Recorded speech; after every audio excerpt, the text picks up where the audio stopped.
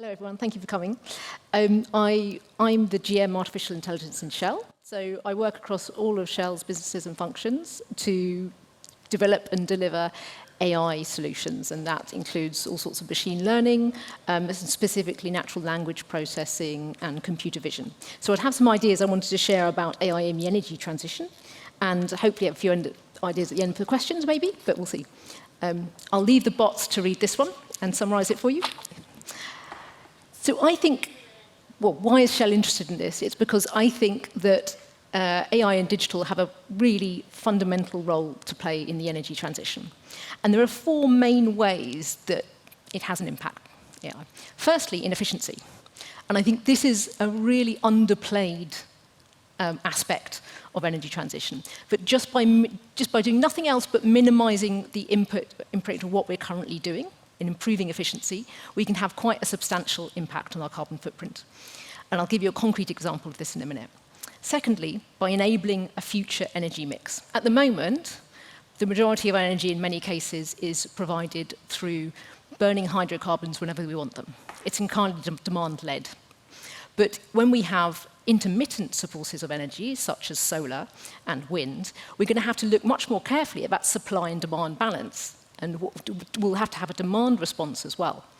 So looking at that really carefully will be something that AI is very, very good at. And again, I'll give you some examples of how that works. Thirdly, in R&D and planning. So there's a lot of adequate solutions out there now, but there's much more scientific research that needs to happen to make the energy transition affordable and fast. And research takes time. If we can do anything to speed this up, it will help. And so there are a number of ways, both in the actual empirical sciences and in just planning all sorts of things, wind farms, installations of all kinds, that AI plays a role.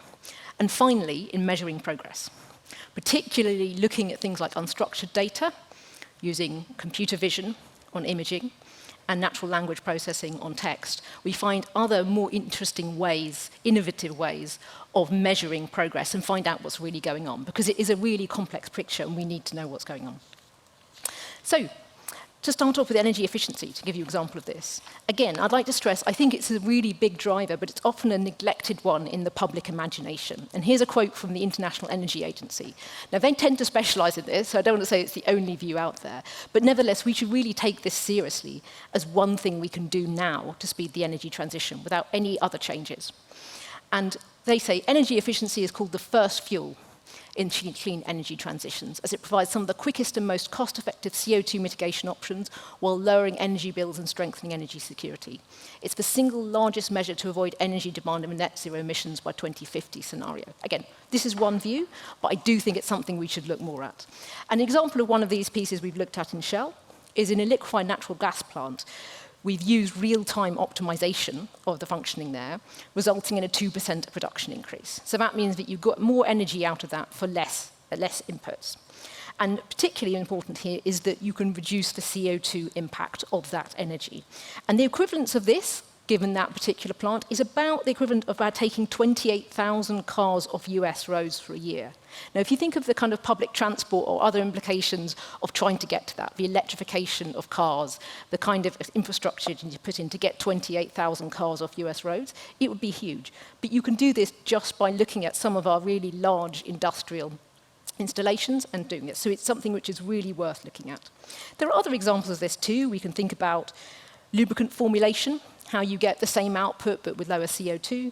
Looking at inventory optimization, again, much neglected sometimes, but again, you just have lower wastage, you get more for less. But there's a lot you can do there.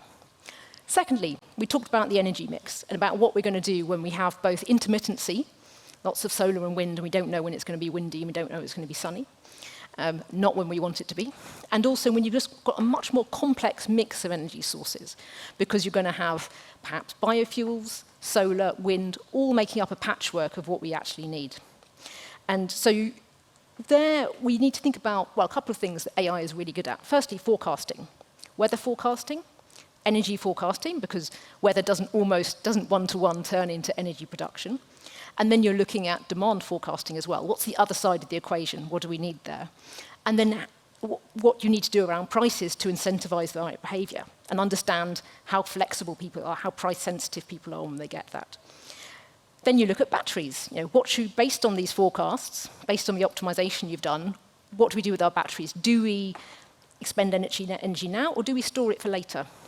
And then how do these batteries work themselves? How do we optimize batteries, much like your iPhone stops charging at 2 a.m. and starts charging in at 6 in order to optimize its life? How do we do that better in order to make much better use of natural resources? These are all things that AI is great at, and it's something that's going to be absolutely fundamental to making the new system work. Thirdly, R&D and planning. So as I said, we've got a lot of scientific research that needs to get done. And we use this as a shortcut to experiments. At the simplest level, this can just be, I don't know how sort of organized your scientific research has always been, but when I was an academic, data was everywhere. People had their own labs. You couldn't find something from 10 years ago. Putting it all together, extrapolating, and so you can extrapolating out from previous experimental data, it means you don't have to do as many experiments. You know what you've already done, and you can predict which experiments you need to do and just shortcut the whole process. That's a fairly basic AI piece. But you can also use, I don't know if you've ever heard of ChatGPT, you can also use things like ChatGPT in things like generative AI for molecular design. You basically get it to generate, based on some rules, some candidate molecules, and then try these out. And that's a really interesting way of thinking a bit more creatively rather than testing the same set of molecules that you're always doing. Also, we use NLP, natural language processing, to search through patents, articles, previous reports, to find candidate molecules, to find candidate operating conditions that we might have overlooked but might be really, really help us in our operations. And then that's just the real R&D part, but also just in the construction pieces. You can always improve the construction of a wind farm. We've been looking at how locating turbines differently can actually help optimize the output. And similarly in other kind of areas. And finally, we can talk about measuring progress. And I think in some areas, you can measure progress easily. There's a defined metric, you know what you're trying to do. But many areas in the world are hard to reach. There are many, for example, carbon credit schemes where no one's really sure what's going on. There's a great lack of trust in those. And so, interestingly, machine vision in particular, using satellite imagery or other places, can really help you monitor at a different level what's going on.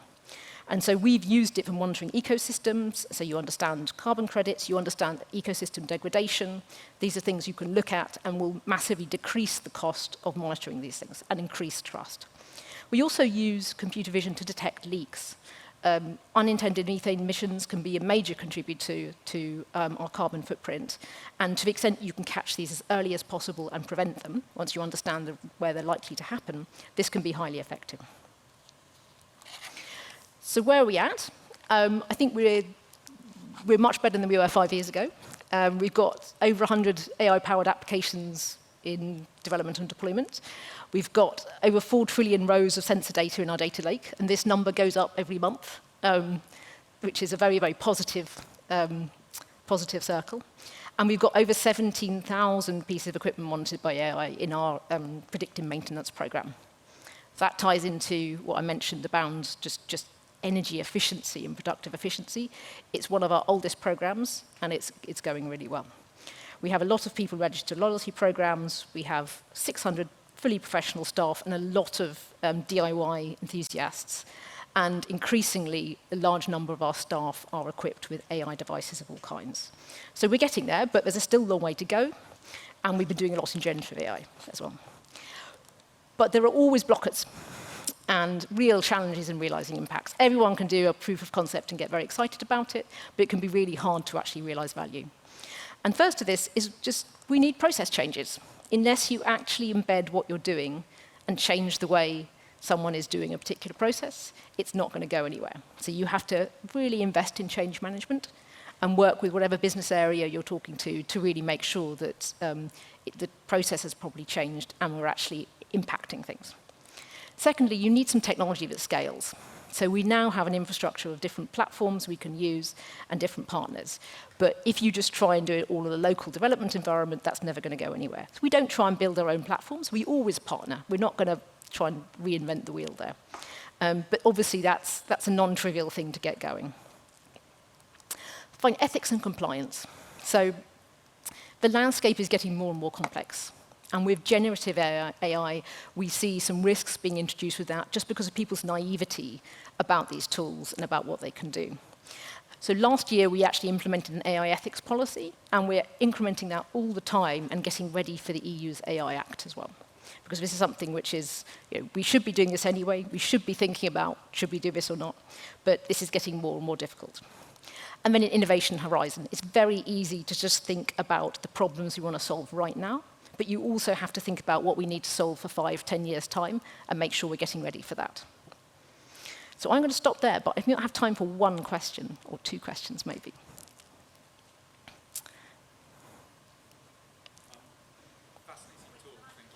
Oh, sorry. Fascinating talk. Thank you very much. I'm really curious to know how a big corporate like Shell manages the race of open source technology, moving far faster than any of us can possibly read and keep up with, and digitize your own corporate brain and turn that into a useful tool for all the employees. Digitize the corporate brain. We haven't done that yet, but we're working on it. I think in terms of open source, we're strongly supportive of that. We actually have open sourced some of our own products, like particularly in the areas of, so we've got a collaboration with LF Energy, to make available the infrastructure that sits below, I said there was 4 trillion rows of data, the infrastructure that sits below that as a database model and make that available to everyone else because it's a really good way of structuring a database.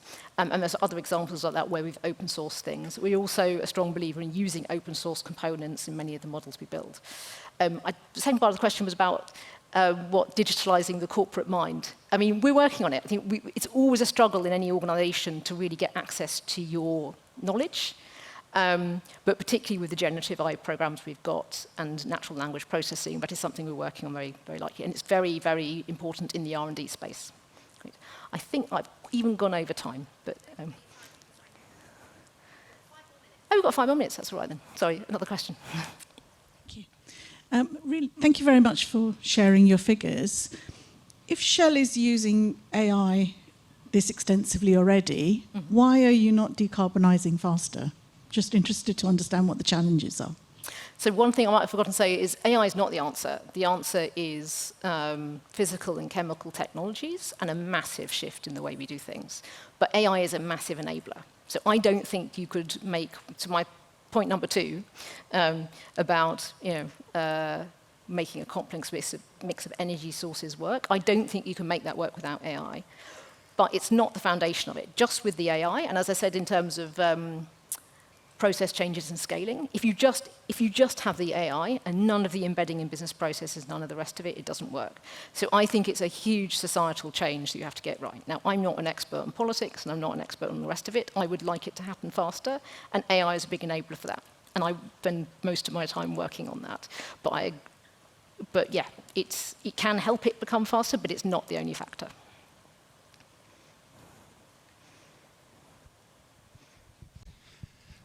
Interested in, as a part of this transition, what are the biggest skills that you see you need to develop across the organization over the coming years? In the energy transition? Yes, like skills for the employees across the organization. Yeah, so I think in Shell in particular, it is going to be about the ability to adapt and learn new sets of skills. But I think that's universal. I don't think the jobs we have today are going to be the same in 20 years' time. I don't think that's a bad thing.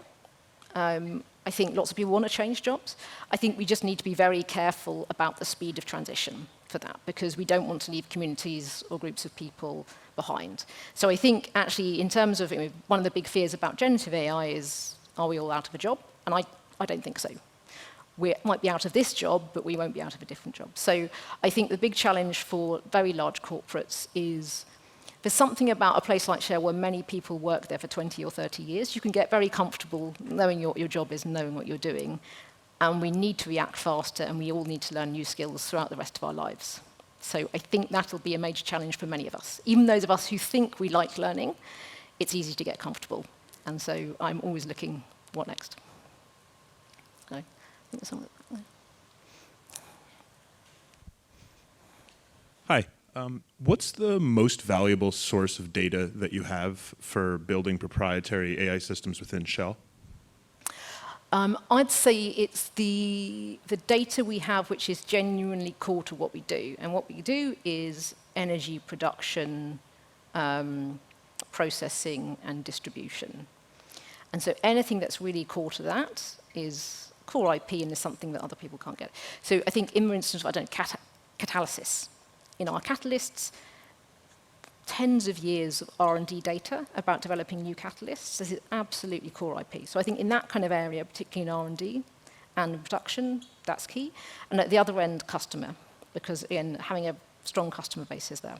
And those are pieces where you've got to think very carefully about how close you hold that and who you work with, because it's core to what you do. Whereas, for instance, I don't know, Outlook, we're not going to build another Outlook. It's commoditized. Our finance systems aren't that interesting, well, not to me. It's less interesting.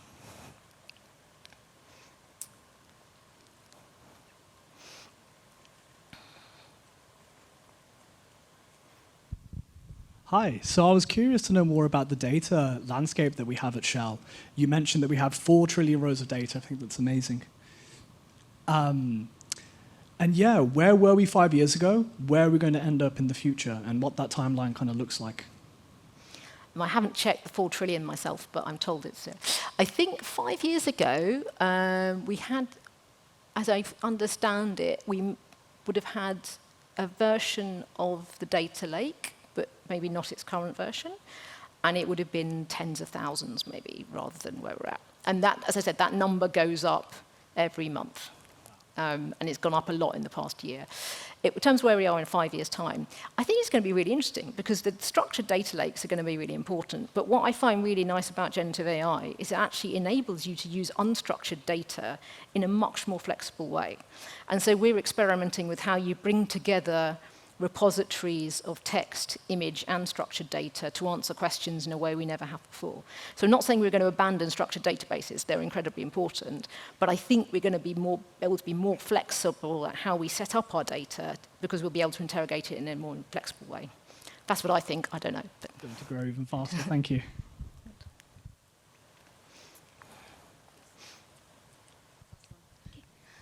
Thank you so much for your talk, by the way. And I'm sorry if because I missed it in the beginning of the talk. And I was wondering if your company or your department is working on like training or developing your own like language model or like LLM or NLP or something, or are you working with other companies or something? Yep, thanks. Yes, to both. I mean, we've got a generative AI program. We are working closely. We have a long-standing partnership with Microsoft through whom we get the OpenAI APIs, but we also work with other models, open source models, and other companies. And we're considering the options in terms of training or building our own models rather than just fine-tuning others off the shelf. It's difficult because the models you get nowadays are so good that it can be difficult to see a case where you would, but there are some really core IP cases where we would do that. But great. I think we're out of time, but thank you very much for your time. And I hope you enjoy the afternoon.